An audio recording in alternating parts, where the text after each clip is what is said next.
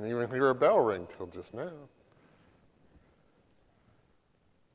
Well, welcome back to our adult Bible class. We are in our post-exilic prophet study, and we are going to continue with Zechariah. We're in chapter 1, beginning in verse, well, actually we're going to begin in verse 9 today, I believe. Yes, that's where I marked. But we're going to go back and read verses 7 through 17 so we understand the whole idea we're going to study in this particular group of verses. Before we begin, David, would you mind wording a prayer before our study?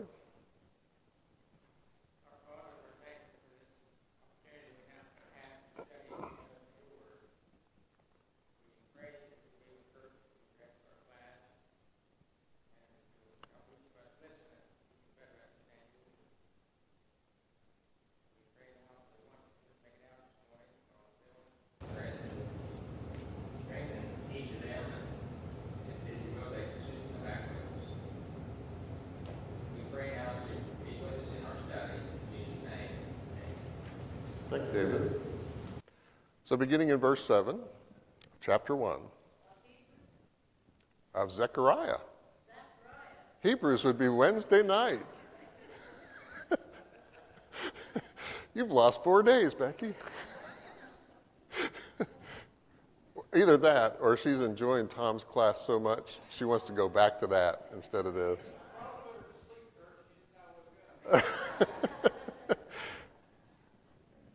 Zechariah chapter 1, verse 7.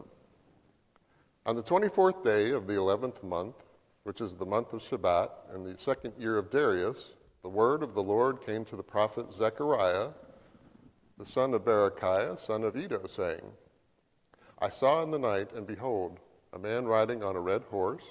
He was standing among the myrtle trees in the glen, and behind him were red, sorrel, and white horses. Then I said, What are these, my Lord?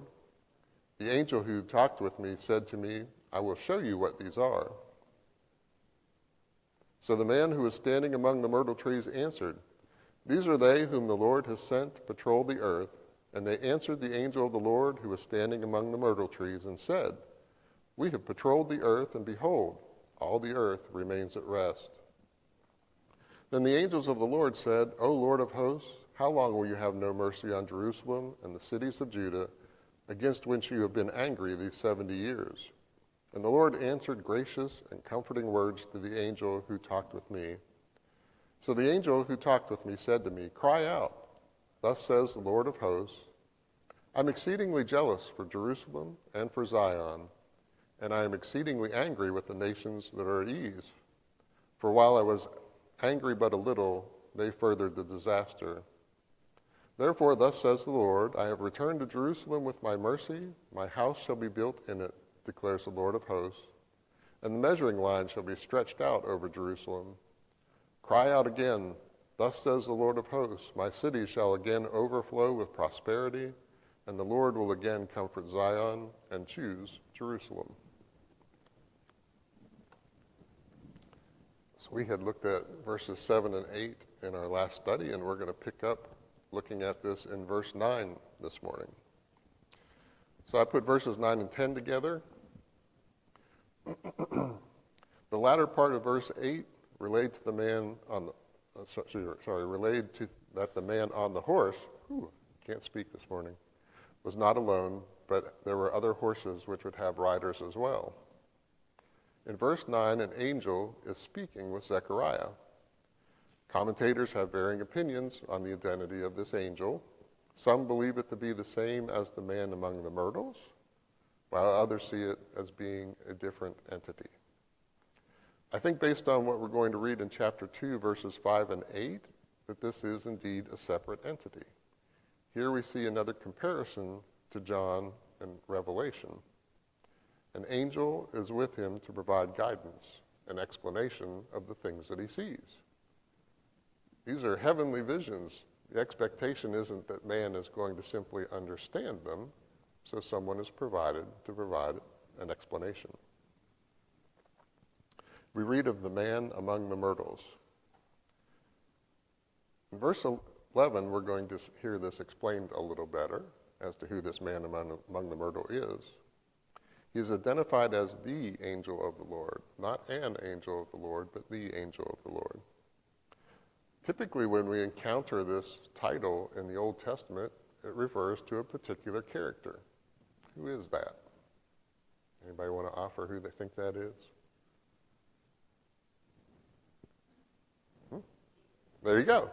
It was what you thought it was all along. It was Jesus, the pre-incarnate Christ, when he appears. And I think as we read 11, it's going to help suggest or confirm, I guess, that this man among the myrtles is indeed Christ. They come and report to him, and it says, those who are sent to patrol the earth. These are the agents of God, angels. And again, we see a striking similarity to what we encounter in Revelation. Angels dispatched by God to carry out the commands that he has issued. I'm not suggesting for a moment that these are the same angels we read of in Revelation who are sent out, but simply that God dispatches angels to carry out the commands that he wants done. They've been dispatched, or their purpose was to examine the world and be prepared to fulfill any task they're assigned. So it's best to take a look and see what things are going on. So if you get directions or instructions, you appreciate what the situation is and how you're going to carry them out. We move on to verse 11. The report is that the earth remains at rest. These angels had combed the world and now report to the man among the myrtles, or to the one among the myrtles, that the world is at rest. On the surface, that might seem like a really good thing, right? The world is at rest. I'm going to suggest to you that's not as good a report as we might think it is. There's two reasons for that. In Haggai's second message that we read about, 4 months before this message was delivered, God had conveyed in Haggai chapter 2, verse 6, that in a little while I will shake the heavens and the earth, meaning that the ungodly peoples around them were going to be dealt with. The people may have expected that this would have already happened. 4 months have passed. God said this was going to happen. Doesn't seem like anything has happened to them. Would that not seem like a disappointment to them that the world is at rest? Their expectation was God was going to deal with these people. And as human beings, they're impatient, just like we are. They want things to happen on their time instead of God's time.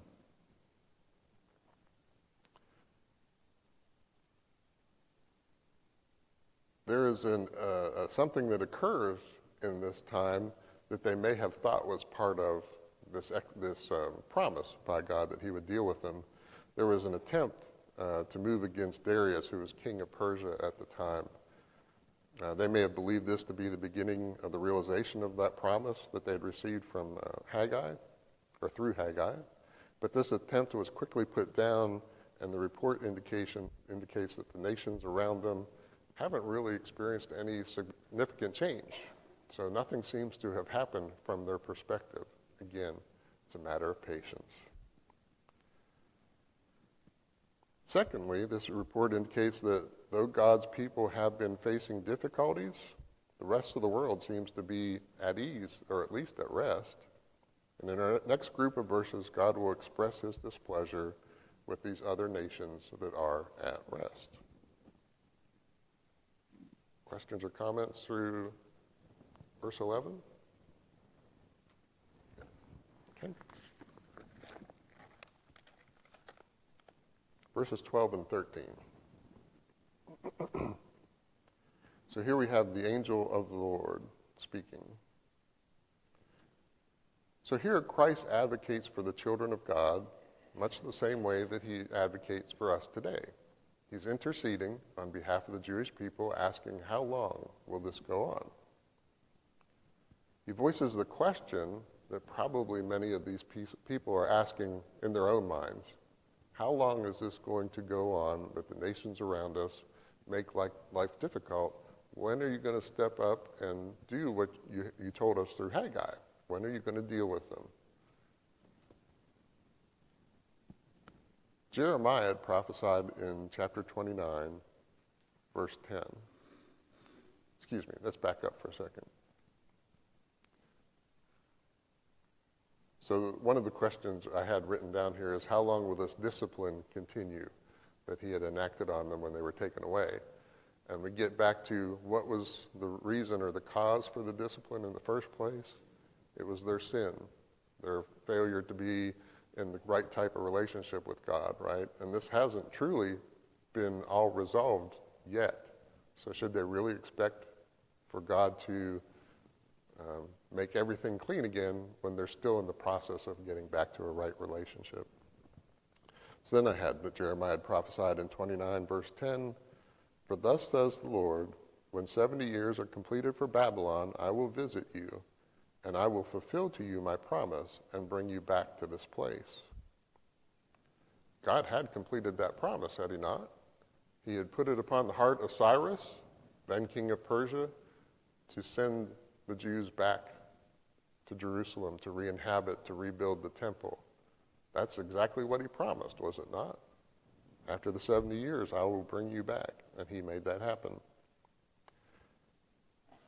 That stretches from 606 BC, when Nebuchadnezzar's armies conquered Judah the first time, to the return in 536 BC under the order of Cyrus and the leadership of Zerubbabel and Jonathan.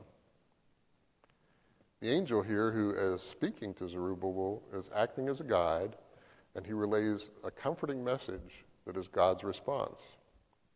We're not told all the details of this message. It says that he answered gracious and comforting words to the angel who talked to me, who then relays them here to Zechariah. Verses 14 and 15. The angel instructs him to cry out. In other words, deliver a message. There's a message God has for you to deliver to the people. Cry out. Share this comforting message of God's reply to the people. I am exceedingly jealous of you. God has a magnificent plan that's going to be accomplished through the Jewish people. He has set them apart from the rest of the world, and we talk about this often. They believe they were set apart for special gifts, for special receiving things, right? When in reality they were set apart for a purpose, not to be treated specially. Not for privilege. So the Jews had always perceived this to be a privilege that they were going to get. God chose them, he's their special people, and they're always going to enjoy privileges because they're God's people. And that was never God's intent. He chose them, set them apart to accomplish his plan. In this time, Jerusalem is understood to be the Jewish capital, and Zion, the collection of God's people. And at that time, that is represented by the Jews. As we'll learn in Revelation, heaven will be referred to as the New Jerusalem. And all the believers, whether they be Jew or Gentile, are said to flow to Zion. Zion, again, will be the collection of God's people, those who are faithful to him.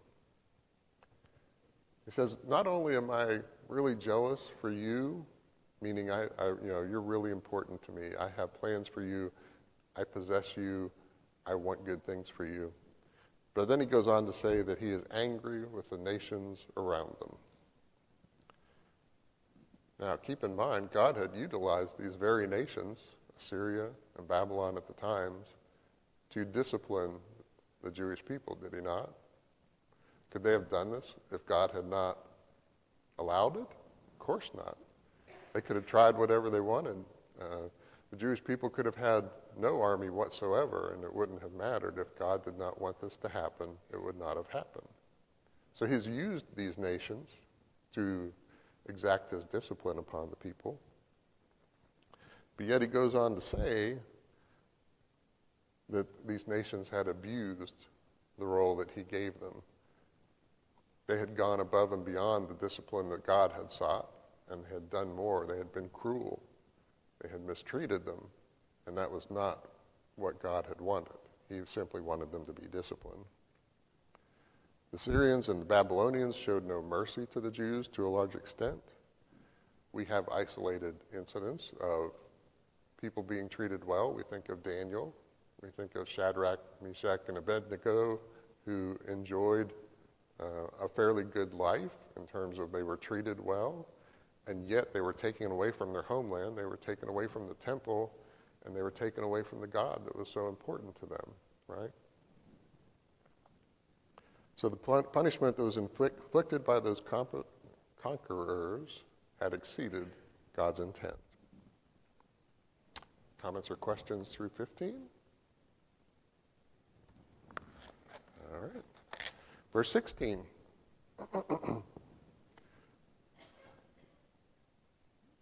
Lord says that he has returned to Jerusalem with mercy, and his house will be built in it. And he refers to a measuring line being stretched out over Jerusalem itself.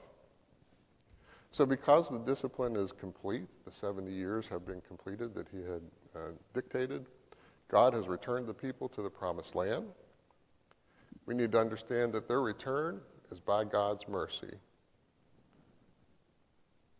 Do you think that the people fundamentally changed in those 70 years while they were gone, that they suddenly stopped being sinful people, suddenly stopped being people who didn't have the right relationship or faith toward God? No, that didn't really change. I'd mentioned in here that, we read of individuals with, very good character who would be, people we would point out as, okay, they took the discipline right and became the right kind of people. Think of people like Daniel, Shadrach, Meshach, and Abednego. But the people as a whole hadn't really changed a lot. They had not represented or representative of the attitudes that brought about the discipline, or had not repented of them, rather. Meaning that at the end of the discipline and being returned to the promised land was a result of God's mercy, not because they had truly changed and deserved it. Does that bear any similarities to us as Christians? Of course. We have the idea that we have a hope of one day being in heaven, and we certainly couldn't make the argument that we'd earned that, right? That's simply by God's mercy toward us through his Son. He goes on to say that my house will be built in it. This was important to Zechariah's audience that he was delivering the message. They understood this to mean the temple. It's a symbol of God's presence among them, something that they had been missing for more than 70 years now. But in a greater sense, their reestablishment, this reconciliation of their relationship with God, would lead to the creation of the church one day through the teaching, example, and sacrifice of Christ. The church today is the house of God. Is it this building?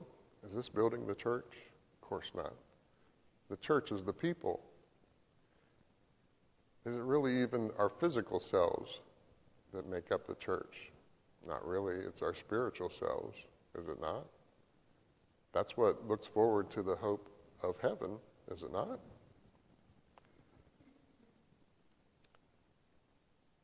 And then we get to the issue of the measuring line. So in Jewish culture, the idea of the measuring line had two purposes.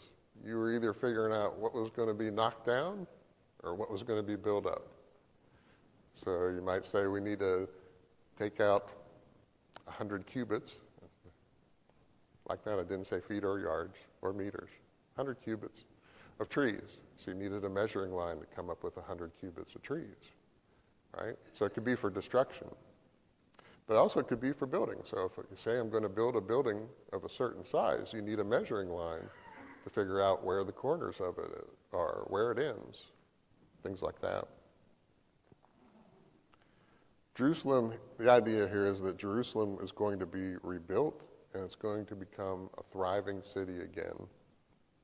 But more importantly, their unique relationship with God as a people is going to be restored and grow.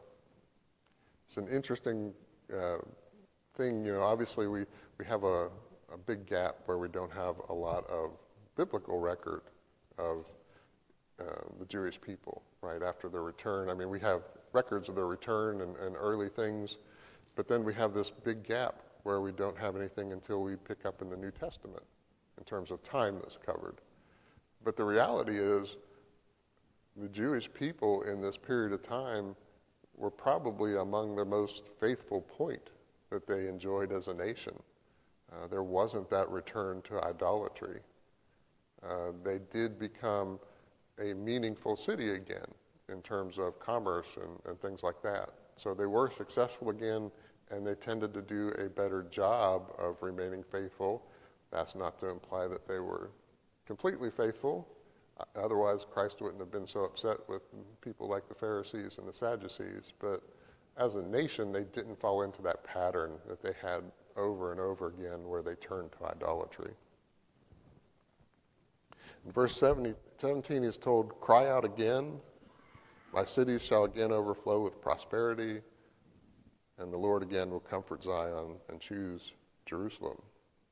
So he's providing comforting words for Zerubbabel to deliver to the people. It's to give them hope. They've been dealing with a lot of adversity. We talked about in the studies earlier that things hadn't been going so well for them since they returned. The crops weren't as productive, their livestock weren't as successful, and it all had to do with their relationship with God, that they weren't right in that relationship, and therefore things were not prospering in their personal lives. So God gives them a hopeful message here. Things are going to improve. Our relationship's going to be restored, and you're going to see that once that happens, you're going to be successful in other aspects of your life. And that, again, is just as true for us today. When our relationship with God is right, the things around us will improve as well. Now, that doesn't mean that the world's going to embrace us because we're Christians. We know that's not the case. But the things that happen around us won't impact us as deeply because our mind and our focus is on our spiritual relationship with God and Christ. And we'll recognize that the things in our material world are not nearly as important as the things in our spiritual relationships.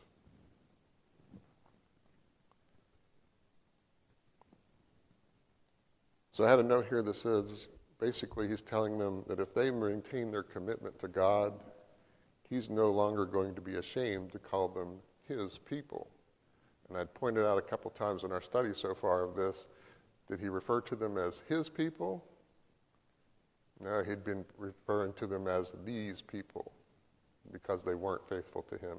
And here he's saying, this relationship is improving. We're getting back to where we should be. Remain faithful and you will be my people, not some other people. You'll be my people. And that should be a great comfort to them. Any comments or questions up through that section? All right, let's read the last several verses, 18 through 21. It's a slightly different part of the vision. "And I lifted up my eyes and saw, and behold, 4 horns. And I said to the angel who talked with me, 'What are these?' And he said to me, 'These are the horns that have scattered Judah, Israel, and Jerusalem.' Then the Lord showed me 4 craftsmen, and I said, 'What are these coming to do?' He said, 'These are the horns that scattered Judah, so that no one raised his head, and these have come to terrify them, to cast down the horns of the nations who lifted up their horns against the land of Judah to scatter it.'"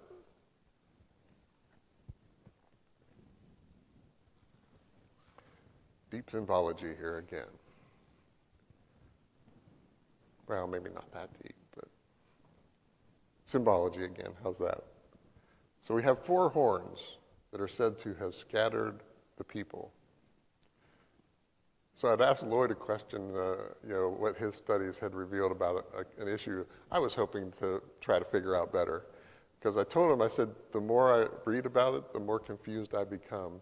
And the idea being that the more different commentators you read, the more theories you get, and they don't tend to agree on a whole lot. So this was one of those issues where commentators had a whole range of ideas of what they believed these things represented.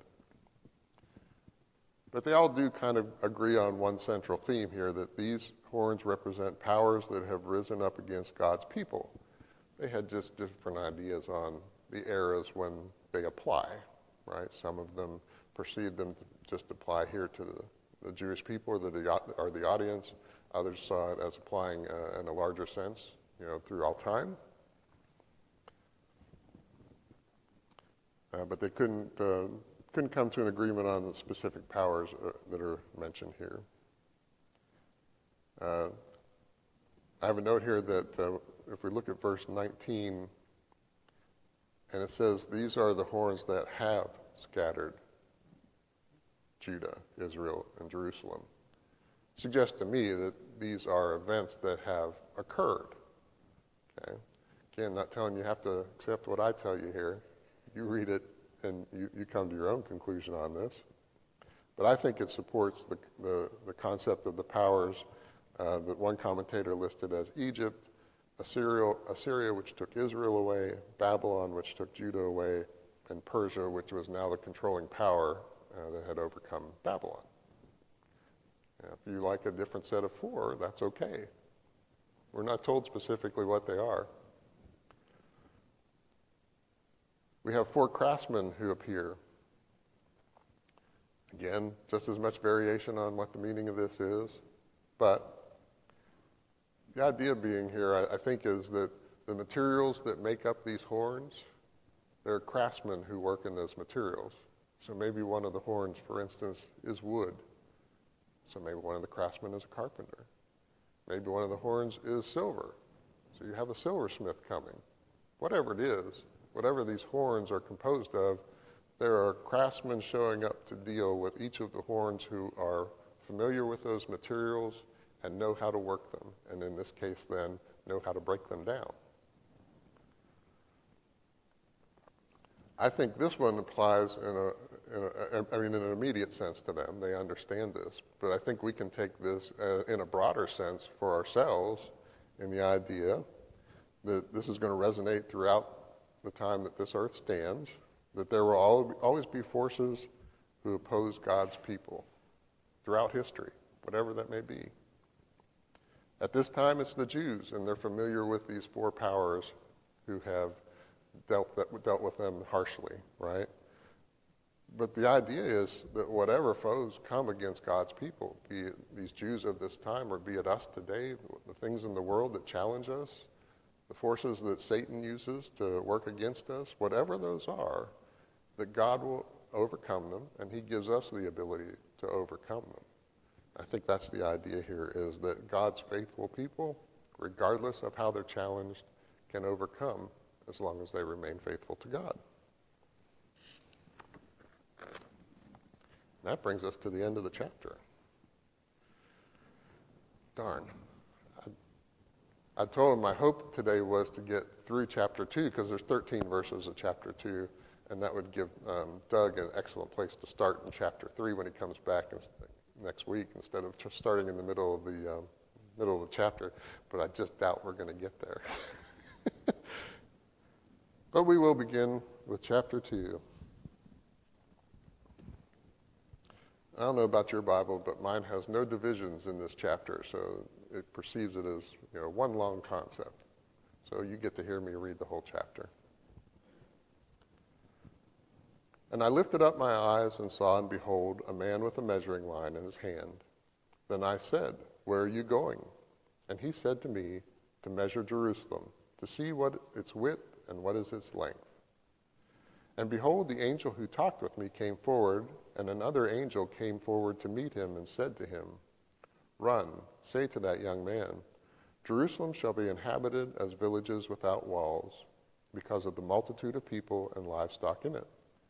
And I will be to her a wall of fire all around, declares the Lord, and I will be the glory in her midst. Up, up, flee from the land of the north, declares the Lord, for I have spread you abroad as the 4 winds of the heavens, declares the Lord. Up, escape to Zion, you who dwell with the daughters of Babylon. For thus said the Lord of hosts, after his glory sent me to the nations who plundered you. For he who touches you touches the apple of his eye. Behold, I will shake my hand over them, and they shall become plunder for those who serve them. Then you will know that the Lord of hosts has sent me. Sing and rejoice, O daughter of Zion, for behold, I come, and I will dwell in your midst, declares the Lord. And many nations shall join themselves to the Lord in that day, and shall be my people.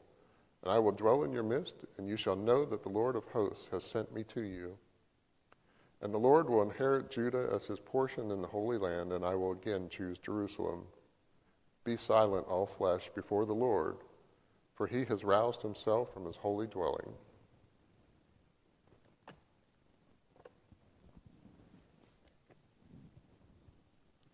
Verses 1 and 2. We start a new vision here, one that begins with what we would think of as a surveyor. Chapter 1, verse 16, God had declared that he had brought the people back to this land that had been promised, that there was a restored relationship between them, and that the measuring line would be stretched out over the city. This was a promise of growth. Some commentators, such as Adam Clarke, see this as a reference to Nehemiah. Nehemiah is not going to show up for another 75 years.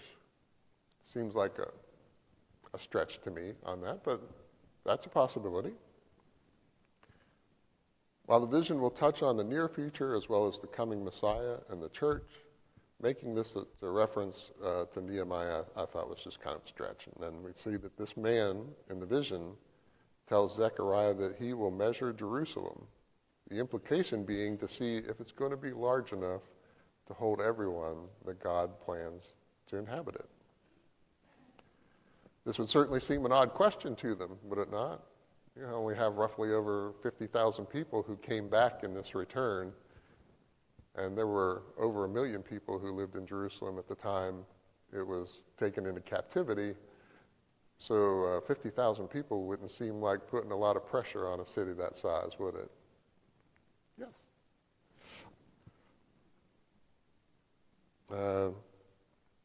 It's going to apply to the physical city. The idea here is that Jerusalem is going to grow and prosper because it is God's chosen. More importantly, we look at it as a spiritual city. We're told that heaven will be the new Jerusalem in John's vision in Revelation. We're provided measurements there, though they are symbolic ones, not actual physical measurements. In this vision, we're not told of any measurements that the surveyor takes. It's not important to know the current size of Jerusalem or its inhabitants. The idea here is that God will fill it with his people.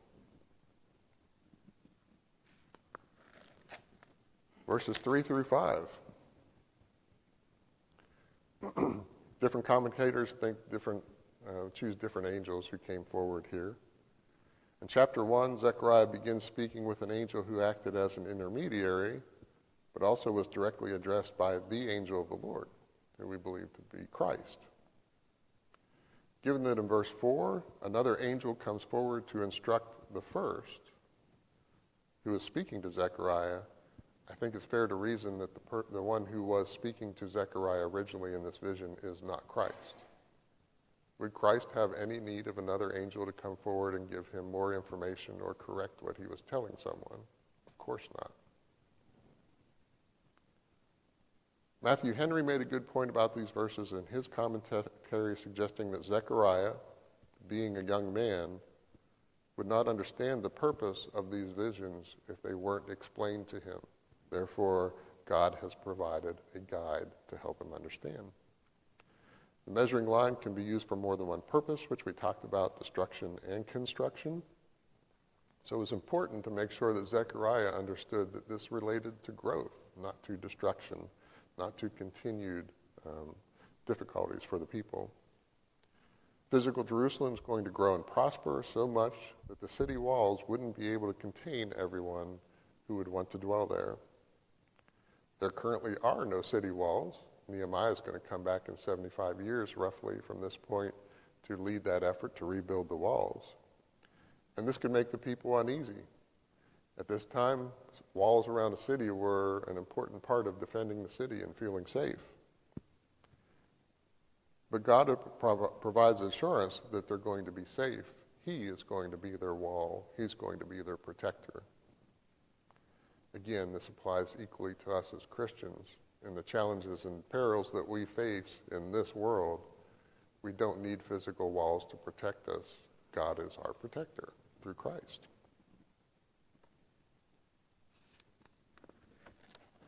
Verses 6 and 7. This message seems to be directed outside of Zechariah's immediate audience. Do you think messages ever get back and forth between the people who are in Jerusalem and the people who are still back in Babylon? It would seem realistic, right? Isn't that why Nehemiah comes back much, much later? He's heard reports from Jerusalem about what the conditions are. We shouldn't think that all waited another 75 years. I'm sure messages are going back and forth. Zechariah is relaying a message given by God, and this part goes out to the Jews who have not yet returned. They're told to flee from the lands where they're taken in captivity. Now, it says here Babylon, which we know by this time was taken over by Persia.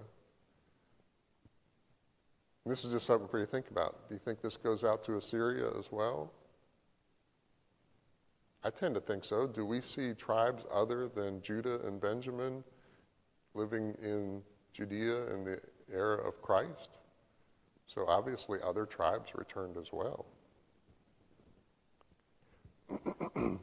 God had brought about this captivity as a discipline, effectively scattering them throughout what was the known world at the time. But now they're to return, the time of discipline is ended, and the period of restoration is underway. There's a risk to them if they don't return. First reason is made clear in verse 7. They're dwelling with the daughters of Babylon. This is true in a literal sense, as many remained behind in Babylon. Not everybody came back, obviously, when Cyrus allowed them. But just as Jerusalem represents the city of God's faithful, oftentimes throughout Old and the New Testament, Babylon is used to represent the city of the worldly. They'd been comfortable. These people who remained behind had become comfortable where they were. Returning to Jerusalem would mean hard work. They'd have to start over, build a house. They weren't necessarily willing to give up the things they had accumulated and the comfort they had accumulated living in Babylon. But if they fail to return to Jerusalem, two problems exist. One, they're going to continue to be influenced more and more by Babylonian culture. They're going to be led away from God more and more. Obviously not a good situation for them. That would include their religion. We're going to get to the second reason here in just a minute. As Christians, we face a similar choice and danger when we become too comfortable living in the world around us or living like the world around us. That separates us from God. That draws our focus away from where it should be. We need to consider those things ourselves in our own lives. Verses 8 and 9. We might make it.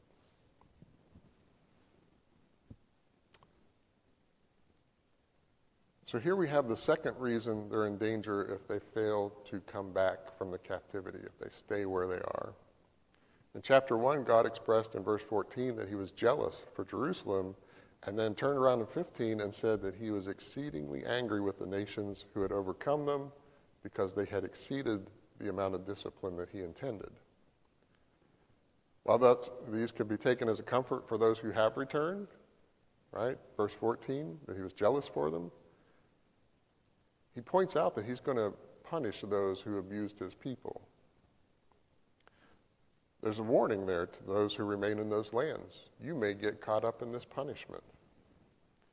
God here doesn't promise something like he did for the last plague in Egypt, where those who were living among the Egyptians, had the opportunity to put the blood on their doorpost and be passed over on that last plague. He's not suggesting there'll be any such consideration here. If you're still dwelling among those people, you may well get caught up in the punishment that I'm going to inflict upon them. That's a danger to your physical life. The first danger was a danger to their spiritual life. In verse 10, we get back to the encouraging part. It says, sing and rejoice, because I come and I'm going to dwell among you. So in contrast to these warnings that were in verses 6 through 9, we're going to see that the response of those faithful returnees should be absolute joy. God has declared to them, our relationship is getting so much better and it's going where it needs to be. I'm taking you back as my people. I'm going to be among you again. In their minds, that meant the temple. That was their concept of where God dwelt among them. But more importantly, he's going to be among them, protecting them. He's going to be that wall that they need, that protects them from the world around them. Hopefully they gather, like we should, that their physical situation is really irrelevant. What matters is their spiritual situation.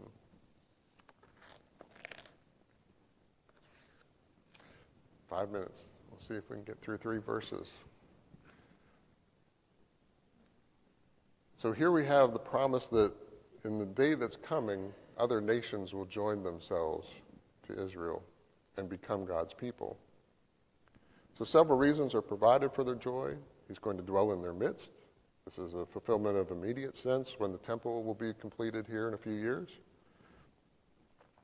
But the temple is a physical reminder of their relationship with God, and we as people get greater confidence from things we can see and touch, don't we?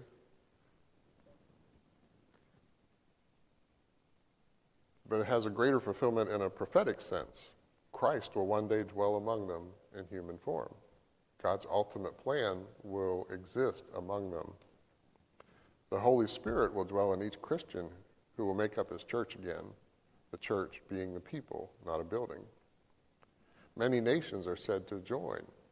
Again, we see short-term and long-term fulfillment. More Jews will return from the lands of captivity to re-inhabit Jerusalem. But the nations will also grow, this is the Jewish nation, will grow in proselytes who will see Judaism as an attractive spiritual connection and become Jews themselves, though not by birth. In the long term, we see this fulfillment in that all nations will flow into the true Jerusalem, which is Christ's church. It will be open not only to Jews, but to Gentiles, the whole world, and that was God's plan. He intended to bless the whole world. He was going to use these descendants of Abraham, Isaac, and Jacob to accomplish that plan. Christ would be the blessing that would unite all mankind, and all mankind could know that God had sent him through prophecy, miracles, and even the direct declaration of God that we read in Matthew 3:16 and 17. That says, "And when Jesus was baptized, immediately he went up from the water, and behold, the heavens were opened to him, and he saw the Spirit of God descending like a dove and coming to rest on him. And behold, a voice from heaven said, 'This is my beloved Son, with whom I am well pleased.'" Verse 12 here, Judah represents the faithful. In this time, those who live in Jerusalem. In our time, those who are part of the church. And they will be his children and enjoy their inheritance of a life eternal with God. And we are going to make verse 13.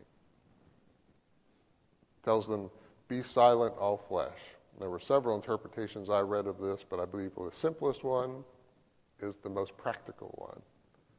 In light of what God has decreed, everyone else simply is to remain silent. Shouldn't challenge it, shouldn't offer an alternative. God has spoken, accept it, and live by it. It says that he roused himself. The idea here being that God had not intervened on behalf of the people for 70 years while they were in captivity. To them, he had been asleep or inactive. In reality, he was there all the time, but the time had not come to fulfill his promise. And now he is again active in their lives. And I thought of Psalm 46, verse 10, "Be still and know that I am God." That's the idea here. You don't need to understand my plans. I don't need to explain every part of my plan to you. He doesn't need to explain it to us as Christians, right? But we need to know enough to know that he loves us, that he has a plan for us. And that plan includes redeeming us from, despite our imperfections, having the opportunity of a hope of a home with him. So that's his message here. That will allow Doug to pick up with chapter 3 next week. So I would encourage you to read chapters 3 and 4 of Zechariah, Becky, for next week. Thank you all.